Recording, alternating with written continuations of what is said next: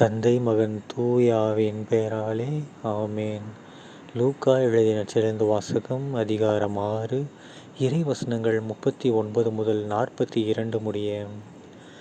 அக்காலத்தில் இயேசு அவர்களுக்கு உவமையாக கூறியது: பார்வையற்ற ஒருவர் பார்வையற்ற வேறொருவருக்கு வழிகாட்ட இயலுமா?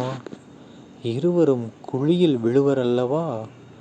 சீடர் குருவை விட மேலானவர் அல்ல.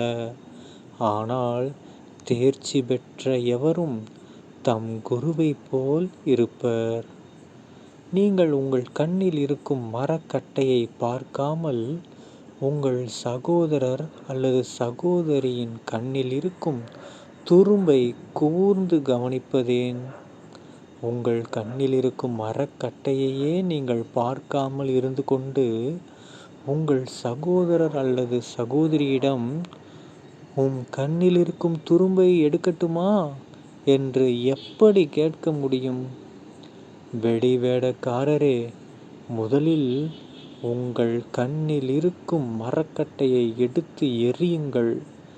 அதன்பின் உங்கள் சகோதரர் அல்லது சகோதரியின் கண்ணில் இருக்கும் துரும்பை எடுக்க உங்களுக்கு தெளிவாய் கண் தெரியும்.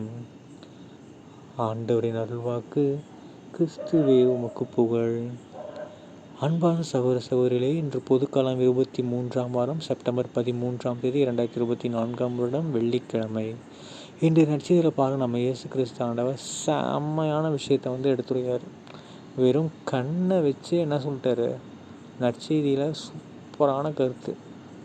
ஓகேங்களா? இந்த கண் என்கிற விஷயம் பல விஷயத்தில் நமக்கு புரிஞ்சிருக்கும்.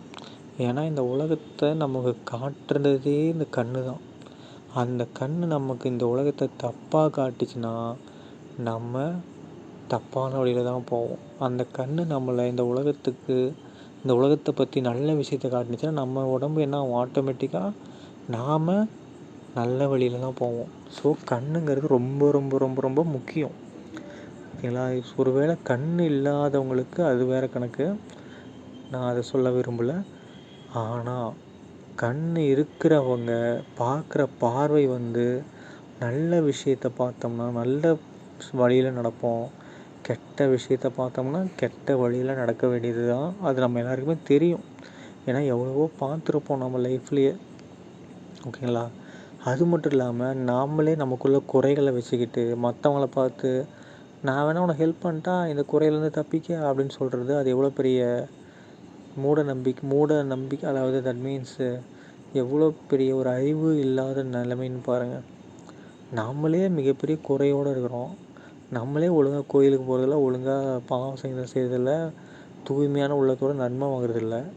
அதை விட்டுட்டு நம்ம பேர குழந்தைகளையோ பையனையோ பொண்டாட்டியோ புருஷனையோ கோயிலுக்கு போ, பாவம் செய்ய டெய்லி கோயிலுக்கு போகணுன்னு சொல்கிறது என்ன நியாயம்? இல்லைன்னா உங்களால் முடியல அப்படிங்கும்போது நீங்கள் வீட்டில் ப்ரேயராக சொல்லி ஒரு நல்ல வழியில் நடக்கணும். நீ இப்போ வெளியில் லஞ்சம் வாங்குறது, ஏதாவது தப்பு பண்ணுறது அப்படி பண்ணிவிட்டு பையனை மட்டும் இது பண்ணாத அது பண்ணாதன்னு சொன்னால் அவன் எப்படி கேட்பான்?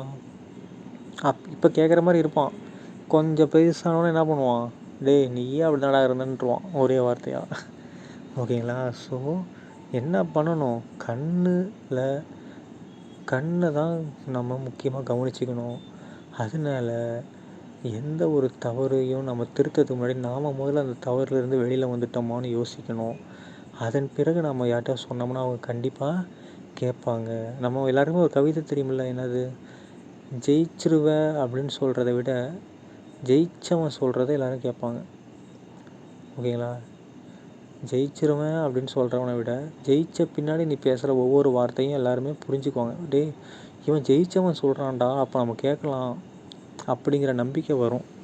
ஓகேங்களா? ஸோ நாம் முதல்ல என்ன பண்ணோம்? நம்மளுடைய தவறுகளை திருத்தி கொண்டோம் அப்படின்னா தான் கண்டிப்பாக நாமளும் நல்ல வழியில் போக முடியும், நம்மளை சார்ந்தவர்களும் நல்ல வழியில் போவாங்க, மற்றவர்களுக்கு நாம் வழிகாட்ட முடியும், கிறிஸ்துவை நோக்கி வழிகாட்ட முடியும். சரிங்களா? தந்தை மகன் தூய ஆவியின் பெயராலே ஆமேன். இயேசுவுக்கே புகழ், இயேசுவுக்கே நன்றி, மரியே வாழ்க. இயேசுவின் இரத்தம் ஜெயம். அல்லேலூயா. Praise the Lord.